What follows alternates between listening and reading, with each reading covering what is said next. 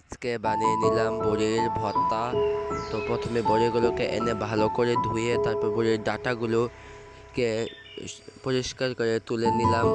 তোলার পর তারপর গাছ থেকে কিছু ধনিয়া পাতা পেড়ে নিলাম। তারপর ধনিয়া পাতা পাড়া হয়ে গেলে তারপর আমাদের গাছ থেকেই পেড়ে নেব কাঁচামরিচ। 2টা কাঁচামরিচ পেড়ে নিলাম। এখন এগুলোকে ভালো করে ধুয়ে নেব। ধোয়া শেষ হলে তারপর এগুলোকে একটু ছেঁচে নেব। বড়িগুলোকে অত বেশি ছেঁচবো না, একটু হালকা করে ছেঁচে নেব। তারপর ধনিয়া পাতাগুলো আর মরিচগুলোকে একসাথে বেটে ছেঁচে নেব। তারপর এগুলোকে এখন একটা মাটির পাত্রে রেখে নেব।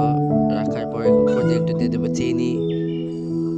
চিনি দেওয়ার পর বড়িগুলোকে ভালো করে মেখে নেব। তারপর উপর দিয়ে দিয়ে দেবো একটু লবণ আর মরিচ।